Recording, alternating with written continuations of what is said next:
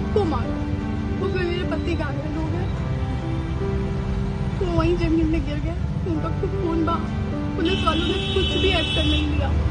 Hotel के बाहर? हाँ, होटल के बाहर। Hotel Krishna palace, room number 512। ये वही होटल है जहां पर खाकी पर खून के छींटे लगने का आरोप है, यानी एक मर्डर हुआ है इस होटल पे। और लोग इसलिए स्तब्ध भी हो गए, रह गए इस घटना को देखते हुए, क्योंकि ये सीएम योगी के गृह नगरी की घटना है, जहां पर पुलिसिंग को अच्छा पेश करने की बात कही जाती है, लॉ एंड ऑर्डर के नए आयामों के कसीदे पढ़े जाते हैं, और वहां पे इस तरीके की घटना सामने निकल के आती है।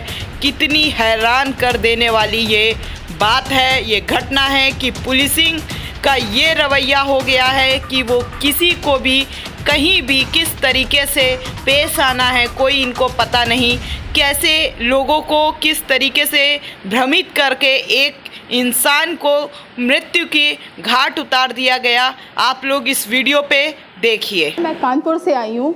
मेरे हस्बैंड कल सवेरे यहाँ आ गए थे, इसी होटल में रुके थे, और रूम नंबर 512, ठीक है। सुबह से शाम तक रुके, ढाबे से खाना खा के रात को घर आए हैं, मतलब यहाँ होटल के रूम में आए हैं। हमसे बात करी है, बातों बातों में उन्होंने बताया कि यहाँ पुलिस वाले आ गए, बेटा कोई आ गया है, मैं 10 मिनट में करता हूँ। मैंने कहा ठीक है, उनकी बातों में हड़बड़ाहट थी, मुझे लगा कोई आया है, ठीक है मैं 10 मिनट में बात कर लूँगी। उसके बाद उसी 10 मिनट के अंदर उन्होंने दुर्गेश को कॉल करी है और कहा बेटा यहाँ पुलिस वाले मेरे साथ ज़बरदस्ती कर रहे हैं, मुझे मार रहे हैं, टॉर्चर कर रहे हैं, मुझे थाने ज़बरदस्ती लेके जा रहे हैं, यहाँ पे कोई अपराध मैंने नहीं किया है। उसके बाद भी ये हो रहा है मेरे साथ। मैम जब ये घटना हुई, यानी कि उसके पहले आपसे उनसे बात हो रही थी? हाँ, मेरे से बात हुई है कई बार। उसके बाद आपने क्या जानने की कोशिश की, क्या हुआ उनके साथ? अब जब उन्होंने दुर्गेश को बताया कि ऐसा हो रहा है, दुर्गेश ने तुरंत बोला कि मेरे बगल वाले इंस्पेक्टर, हवलदार, जो भी उससे बात करा दीजिए। फ़ोन कट गया और उसके बाद से फ़ोन उठा ही नहीं है। दुर्गेश ने मेरे को कॉल किया, मामी ऐसा ऐसा हुआ है। मैंने भी कंटिन्यू कॉल किया, मेरा भी फ़ोन कट रहा था, इनका भी फ़ोन कट रहा था, अब फ़ोन अभी तक मेरे पास नहीं। यहाँ मीनाक्षी बता रही हैं कि लास्ट 10 मिनट की कॉल उन्होंने अपने पति से की।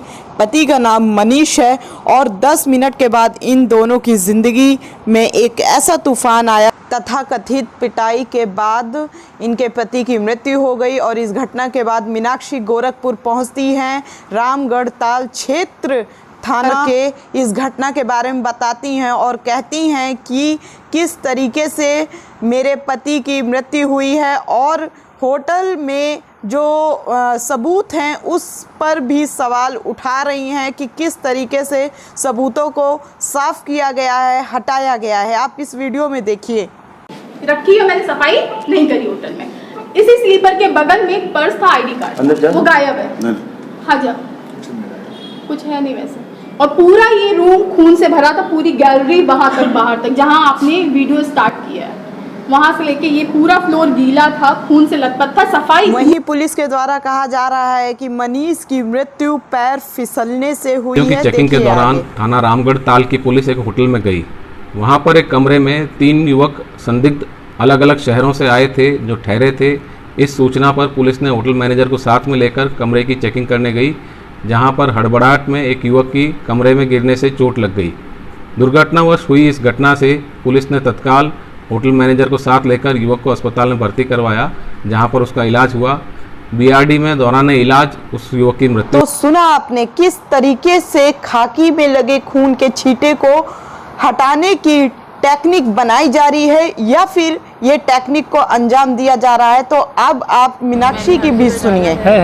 चोट बहुत सारी जगह थी, आँख के ऊपर था, वो जो पिस्तौल इन लोग लेते हैं उसके मारने का निशान था, वो नीला हो गया था। हाथ में पिस्तौल भोंकने का निशान था, पूरा गोल छेद था। दूसरी जगह भी कट था, गर्दन में भी निशान था।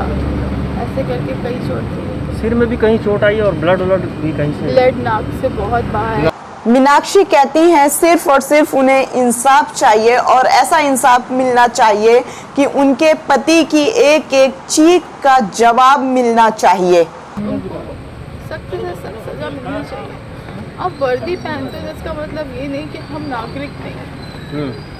आपने हमें पैरों को नीचे को जिस तरह मारा है उन्होंने वो सही नहीं किया है, बहुत बेरहमी से मारा है। दरअसल गोरखपुर पुलिस सोमवार मंगलवार की आधी रात को रात के 2 से 3 बजे का समय था और उस वक्त होटल की तलाशी के लिए निकली।